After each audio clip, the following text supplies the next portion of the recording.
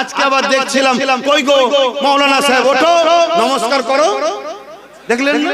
হারোয়ার প্রার্থী মোহাম্মদ আব্দুল মাথিন সাহেব, নমস্কার করো মানুষকে। ওখানে বলতে পারছে না যে এটা আমাদের বলা যায় না কেন? দিদি আবার টিকিটটা ক্যান্সেল করে দেন। আমি তো শিখাবো রাজনীতি করতে নেবে যেমন আল্লাহ আকবার বলবি না, নমস্কারও বলবি না। কেন নমস্কার আমার হিন্দু ভাইদের স্টাইল আর আসসালামু আলাইকুমটা আমাদের স্টাইল। অতএব রাজনীতি যখন করতে গেছি সেখানে দেশের মানুষ আছে, হিন্দু আছে, মুসলমান আছে, সেখানে আসসালামু আলাইকুমও বলার দরকার নেই আর নমস্কার দিবারও দরকার নেই।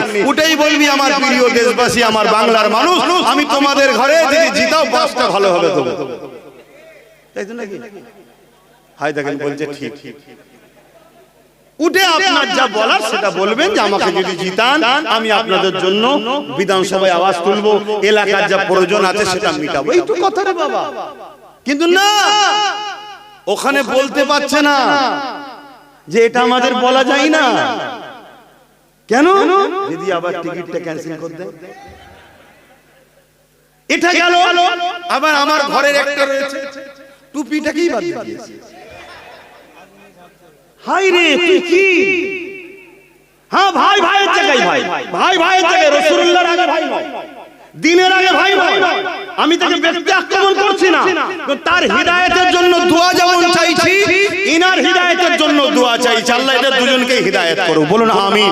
এ ভাই নয় বলে যে বলবো হিদায়াত হবে না তা না, একে আল্লাহ হিদায়াত করুক, এই শয়তানদের থেকে চলে আসুক, আমার ভাইটাও যেন ফিরে আসে, বলুন আমিন, বলুন আল্লাহুম্মা আমিন। এদের হিদায়াত দরকার, ঠিক না বেটি? কিন্তু এদের হিদায়াতের জন্য সবথেকে বড় ওসিলা হলো এদের হারা দরকার। আমার কথা কি কষ্ট হলো? এদের হিদায়াতের জন্য সবচেয়ে প্রথম রাস্তা হলো হারা দরকার, কারণ জিতে গেলে আরো হারামের মাল ঝাড়বে, আর যত হারাম খাবে তত জাহান্নামের দিকে যাবে, পরিবর্তন হওয়ার রাস্তা পাবে না। যদি বলেন আমরা হুজুর মানুষ খাবো কেন, তুই খাবি না আমি জানি, কিন্তু তোকে খেতে হবে। কেন?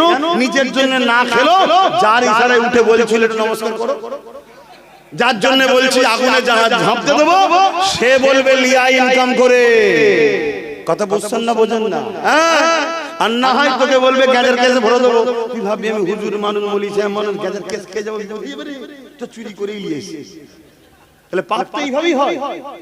তুই কার দল করতে? তুই দল করার জন্য এত সব নিজের একটা দল করতে পারতিস, দুজন মিলে কি দুজন মিলে একটা দল করে নিতে পারতিস। যেমন অনেক দল হচ্ছে, তোরা দুজন মিলে একটা দল করে নিতে পারতিস, কি আরো যাদের এসব লোভ লালসা সেটা দল করে নিতে পারতিস, করে নিয়ে বলতে পারতিস, ঠিক না বেটি? আমার কিছু বলা থাকতো না, কেন? তার ইচ্ছা কাছে করতেই পারে।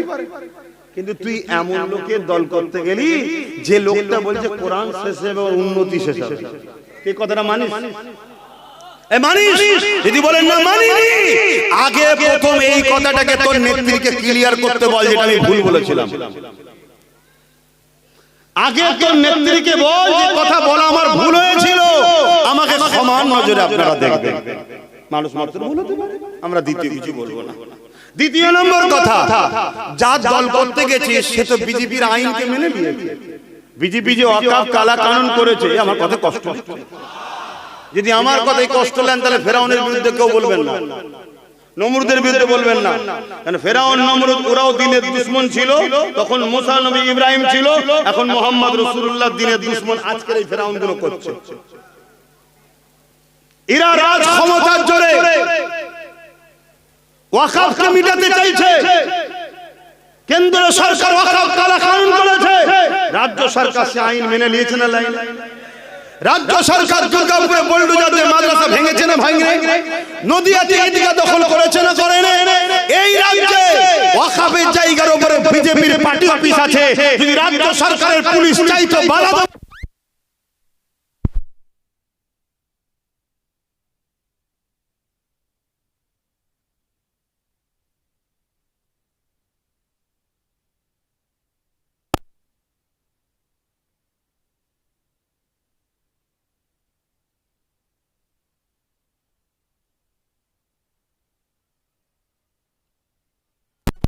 তুমি যদি তোমার দাদা দিদির দলকে ভালোবাসো আর তার বিরুদ্ধে বললে যদি তোমার রাগ হয়, তাহলে আমি আমার কোরআনকে ভালোবাসি, আমার কোরআনের বিরুদ্ধে যে বলবে তার উপরে রাগ হবে। তুমি যদি তোমার দাদা দিদির দলকে ভালোবাসো, তাদের বিরুদ্ধে মসজিদ মাদ্রাসা কবরস্থানকে ভালোবাসি, তার বিরোধী যে করবে তার উপর আমার রাগ হয়। কোন এমন মুসলমান আছে যে কোরআনের দুশমনকে ভালোবাসে, কোরআনের বিরুদ্ধে গিয়ে তারপরে সে বলবে আমি ইমানদার আছি?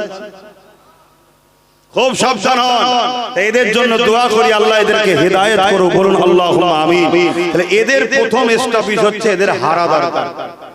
তাই যদি এদেরকে কেউ ভালোবাসেন, এদের চাহনেওয়ালা আলেম উলামা মাননেওয়ালাও যদি কেউ আমার কথা শুনে থাকেন, যদি বাঁচতে চান সর্বপ্রথম এদেরকে হারান, না হয় আগামী দিন এদের দ্বারা, যেমন এক মাওলানার দ্বারা মদের বিলে সই করিয়েছে, জানেন তো নাকি? সে বেচারি একটা সময় কিন্তু ভালো ছিল, কিন্তু এর পাল্লাই পরে খারাপ হয়ে গেছে, সঙ্গ দোষ, শুনছেন তো নাকি? সেই মৌলী সাহেব আজকে খারাপ হয়ে গেল। তা এরা যদি যেতে, এদের দ্বারা তো এরকম অনেক নোংরা কাজ করিয়ে নেবে। তাই ইসলামকে যদি ভালোবাসেন, দ্বীনকে যদি ভালোবাসেন এবং এদেরকেও যদি ভালোবাসেন, প্রথম কথা হলো এদের হারা দরকার। তাহলে আল্লাহ হয়তো এরা যখন হেরে যাবে এদের কাজ দল গুরুত্ব দেবে না, আর দেবে না। একটা শুধু মজা লিবার জন্য নিয়েছে, এটা থাকে না, সেটা চুষে লাও। এর আগে আমাদের পরিবারে আরো অনেকের মজা লিয়েছিল না, এখন তাকেই গাল দিচ্ছে, কেন চুষা হয়ে গেছে। এখন এদের থেকে একটু নিতে চাইছে, যখন দেখবেন হেরে গেছে বলবে হ্যাঁ এইসব ভেড়াগুলোকে কি করতে নিয়েছিলি, বাদ দে বাদ দে বাদ দে বাদ দে। তখন এই বেচারিগুলো আবার সেই বাবারা বাবারা করতে করতে চলে আসবে আমাদের মঞ্চে। তাহলে এদের হারা দরকার আছে না? তাহলে আমি কেন দুশমন?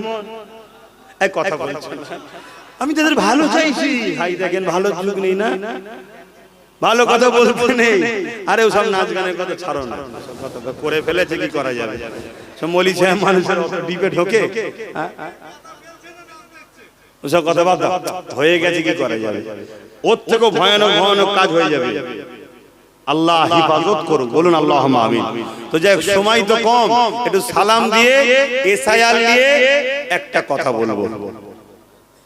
কেন এসআইআর নিয়ে মানুষ টেনশনে আছে, তাই তো নাকি? একটা কথা বলবো, একটু সালাম দেন। ইয়া নবী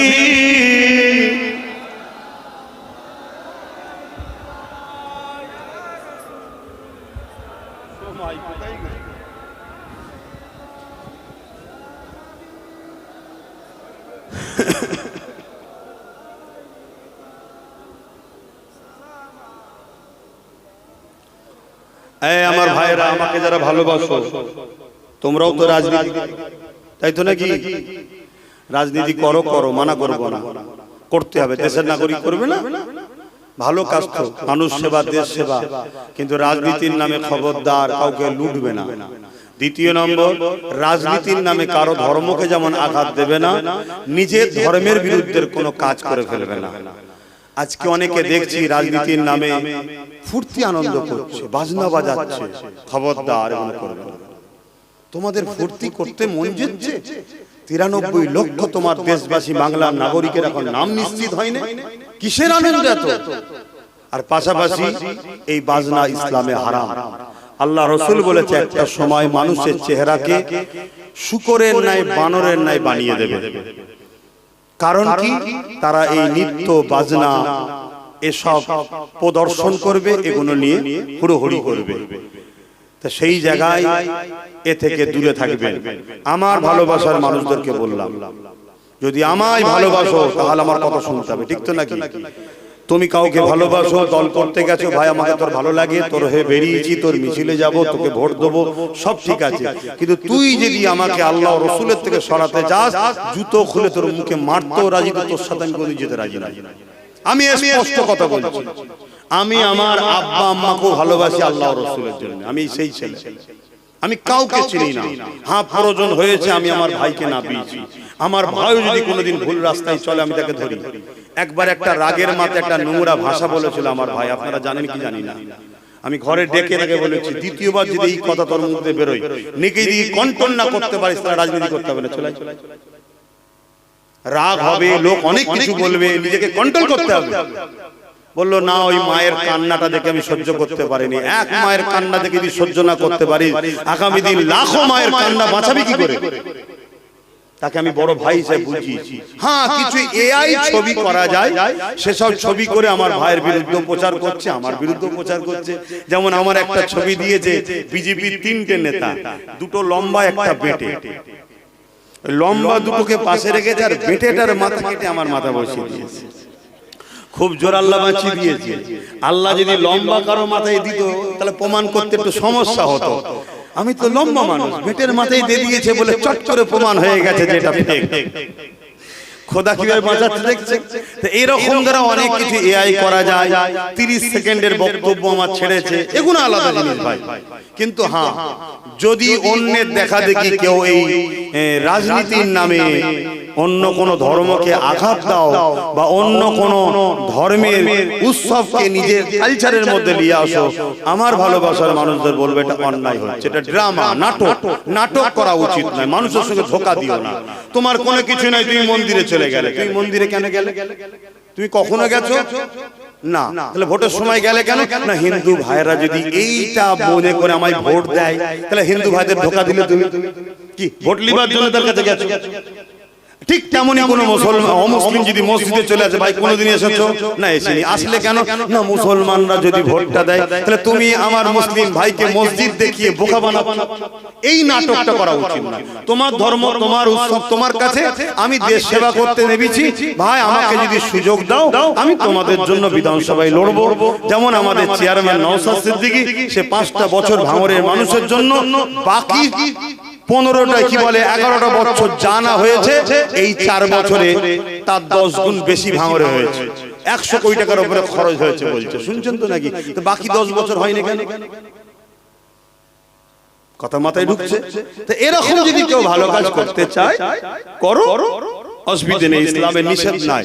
কিন্তু রাজনীতির নামে জানো খবরদার এমন কোন কাজ না হয় যেটা অন্য ধর্মের উপরে আঘাত দিয়ে ফেললেন বা নিজেরও ধর্ম বিরোধী কোনো কাজ করে ফেললেন, এমন কাজে জড়াবেন না।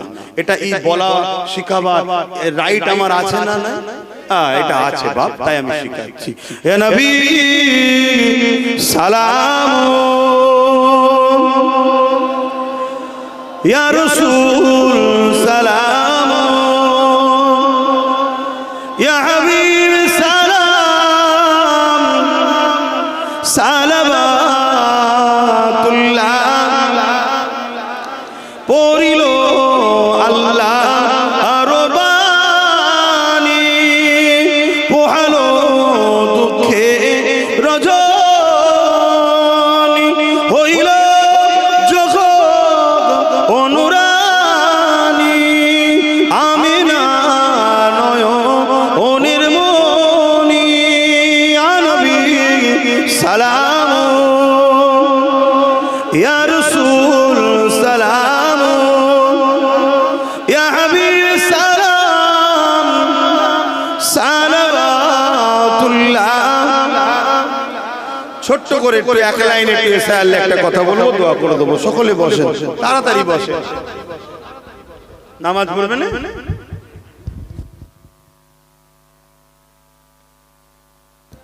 শোনেন শোনেন, এই যে এসআইআরে যাদের নাম বাধা গেছে, শুনছেন তো, ডিলিট হয়ে গেছে, আমি তাদেরকে বলবো ভাই, এসআইআর আরো 11টা থেকে 12টা রাজ্যে হচ্ছে, শুনছেন তো? কোন রাজ্যে এরকম সমস্যা হয়নি যেটা বাংলায় হয়েছে। বাংলাকে স্পেশাল করে টার্গেট করা হয়েছে, আর এই টার্গেটে বিজেপি হলো প্রকাশ্য দোষী। বিজেপি কি প্রকাশ্য দোষী, আর বিজেপিকে সম্পূর্ণ সহযোগিতা করেছে এক্স মুখ্যমন্ত্রী, রাজ্য সরকার। উদাহরণস্বরূপ অন্যান্য রাজ্যে এসআইআর হচ্ছে, কোন রাজ্যে এসআইআর এর মীমাংসার দায়িত্ব নির্বাচন কমিশন কি হাত থেকে বিচারপতিদের হাতে যায়নি, নির্বাচন কমিশনের হাতেই সব ছিল। প্রায় 60-65 লক্ষ লোকের নাম এখনো বাকি আছে, তাদেরকে কাগজপত্র নিয়ে দেখা করতে বলছে। ঠিক তেমন সময় খেয়াল করে দেখুন, সুপ্রিম কোর্টে গিয়ে কোর্ট করে নাটক করে নির্বাচন কমিশনের হাত থেকে তুলে নিয়ে বিচারপতিদের হাতে দিল। কারণ কি? নির্বাচন কমিশনার যাতে ভোটটা ঘোষণা করতে পারে। কারণ নির্বাচন কমিশনের হাতে থাকলে আমরা আন্দোলন করতে পারতাম যে আপনার নাগরিকের ভোটের সমস্যা মিটাই না, আধার কার্ডে ভোটার কার্ডে আপনি ভোট ঘোষণা করলেন তার মানে, কিন্তু তাকে দিয়ে দিল কোথা বিচারপতির হাতে। আর বিচারপতি বলছে এটা তো আমার কাজ নয়, ভোটকে ঘোষণা করবে না করবে, আমাকে দায়িত্ব দিয়েছো আমি দেখছি, আমার যেটা সন্দেহ হবে আমি কেটে দেবো, পরবর্তীতে তুমি ট্রাইব্যুনালে যে উকিল টুকিল লাগিয়ে দলিল কাগজপত্র নিয়ে তুমি যাবে, তখন যদি জজ সাহেব মনে করে তুমি নাগরিক তো নাগরিক। এরকম হচ্ছিল না হচ্ছিল না। কিন্তু মালদায় কোন এক জায়গায় কিছু অ্যাক্সিডেন্ট ঘটাতে পুরো সেটাকে ঘেটে ঘ হয়ে গেল। এখন ঘোষণা শুনছি কি যা হবে ভোটের পরে হবে। আদৌ ভোটের পরে হবে কি হবে না কোনো গ্যারান্টি আছে? এই যে 93 লক্ষ কম বেশি মানুষ আজকে বিপদে পড়েছে, এর জন্য সম্পূর্ণ দোষী কেন্দ্র সরকার। আর সেই সরকারকে সম্পূর্ণভাবে যে বাঁচাতে সহযোগিতা করছে সেটা হলো এক্স মুখ্যমন্ত্রী রাজ্য সরকার। আমার সঙ্গে আপনারা কি একমত হতে পারছেন? যদি না হন তাও বলবেন একমত করা হতে পারছেন, হাত তুলে সাক্ষী দেন। ব্যাস এই যে মানুষকে ফাঁসানো হলো, যে মানুষকে ফাঁসায় সে জালিম না জালিম নয়। দ্বিতীয় নম্বর চলে আসেন ওয়াকফ, অর্থাৎ ইসলাম ধর্মের ধর্মীয় সম্পদ, মসজিদ, মাদ্রাসা, কবরস্থান, ঈদগাহ, খানকা, এটাকে কেউ যদি জুলুম করে ধ্বংস করে দিতে যায় সে জালিম না জালিম নয়। কেন্দ্র সরকারি ওয়াকফকে মিটাতে চাইছে না চাই না, রাজ্য সরকার সাথ দিয়েছে না দেয়নি? জোরে বলো। তাহলে এরা দুজনই ওয়াকফের বন্ধু না দুশমন? জোরে বলো। দুশমন যে হবে আমার মসজিদ মাদ্রাসা সে জালিম না জালিম নয়? এবারে চলে আসুন রাসূলুল্লাহর একটা হাদিস, এখানে আমার উলামা ভাইরাও রয়েছেন, রাগ না করে চশমা খুলে দিয়ে আসুন। কি ভুল হচ্ছে আব্বাস সিদ্দিকীর বুঝান, কিন্তু মনে রাখবেন বিপদে আমি আছি আপনিও আছেন। আপনি ফুরফুরাওয়ালা হন, তাবলীগওয়ালা হন, দেওবন্দিওয়ালা হন, বেরেলিওয়ালা হন, আর যে কোনো ওয়ালা হন, বিপদে কিন্তু আমি আপনি উভয়ই রয়েছি। কেন কবরস্থান আপনার আমার, মসজিদ আপনার আমার, মাদ্রাসা আপনার আমার, সবটা টার্গেট। তাই মনে রাখবেন ব্যাপারটা বুঝার চেষ্টা করুন।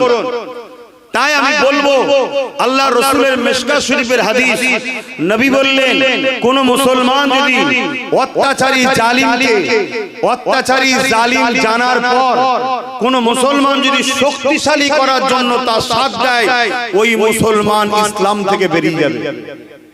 আমি আবার একবার বলছি, কোন মুসলমান যদি অত্যাচারী জালিমকে, অত্যাচারী জালিম জানার পরও তাকে শক্তিশালী করার জন্য সাথ দেয়, ওই মুসলমান ইসলাম থেকে বেরিয়ে যাবে। যারা এসআইআর এর নামে নিরীহ মানুষকে পেরেশান করছে তারা জালিম না জালিম নয়? এর জন্য কেন্দ্র সরকার রাজ্য সরকার উভয়ে দোষী না দোষী নয়? তাহলে এরা জালিম না জালিম নয়? যারা ওয়াকফকে মিটাচ্ছে কেন্দ্র ও রাজ্য সরকার, এরা জালিম না জালিম নয়? জানার পরও কেউ যদি এদেরকে ভোট দেয় তার মানে শক্তিশালী করার জন্য, তারা ইসলামে থাকবে না বেরিয়ে যাবে? রাসূলুল্লাহর হাদিস। আর যে বেরিয়ে যায় তার জামা, তার দাড়ি, তার টুপি, তার মুফতি, তার মাওলানা, তার বক্তা, তার হুজুর, আর কিছু রইলো? একটু মাথা ঠান্ডা করে কাজ করবে। রইলো এবার এই কথা, রইলো বিজেপি চলে আসবে। বিজেপি আসার জন্য সব থেকে বেশি সহযোগিতা এই বাংলায় যিনি করেছেন তিনি রাজ্য সরকার। কেন 15 বছর আগে এই বাংলায় কোনো বিজেপি ছিল না, ইনি বিজেপিকে এনেছে, খাল কেটে কুমির এনেছে। এক। দ্বিতীয় নম্বর, সে যেভাবে মুসলমানদের নামগুলোকে বাদ দিচ্ছে প্রতিটা বিধানসভায়, তাহলে আপনি যদি 20% 20,000 মুসলমান 30,000 মুসলমান ভোটই দিতে না পারেন তাহলে আপনি রুখবেন কি করে? কিন্তু 2021 আমি বলেছিলাম যে চেয়ারের একটা পায়া তৈরি করো। আজকে যদি এই সরকারকে তুমি 2011 200 কি বলে 150টা কি 140টা দিতে, আর আমাদেরকে যদি 40 50 60 70টা দিতে, কম বেশি যারা ছিলাম আমরা, তাহলে একসাথে সরকার হতো না? হতো না? তাহলে এই সরকার কি এই জুলুম করতে পারতো? অতএব বোঝো এখনো সময় আছে, এখনো সময় আছে। হাড়ুয়া হোক, বাদুরিয়া হোক, দেগঙ্গা হোক, বসিরার উত্তর হোক, ভাঙর হোক, মিনাকা হোক, ক্যানিং পশ্চিম হোক, ক্যানিং পূর্ব হোক, এই যে কোনো ভাবো আমডাঙ্গা হোক, অশোকনগর হোক, এসব জায়গায় একদম বুঝতেই তো পাচ্ছেন আবহাওয়া সব উল্টো চলছে এখন। তাহলে এই জায়গায় আপনারা যারা এদিক ওদিক আছেন, আমি বলবো এদিক ওদিক না করে কমসে কম ভাবেন যে আমাদের হাতে 15-20টা থাকে তাহলে লড়াই করার একটা জায়গা থাকবে।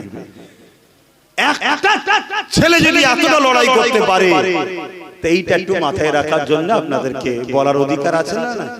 একটু অধিকার বলে গেলাম। বাকি দুটো বিষয় বললাম, সেটা হলো এসআইয়ের দুশমন, এসআইআর করে যে মানুষকে শেষ করছে যারা, আর যারা ওয়াকফকে মিটাচ্ছে, জালিমকে ভোট দিলে, জালিমকে শক্তিশালী করলে আল্লাহ রাসূল বলছে ইসলাম থেকে বেরিয়ে যাবে, একটু মনে রাখবেন।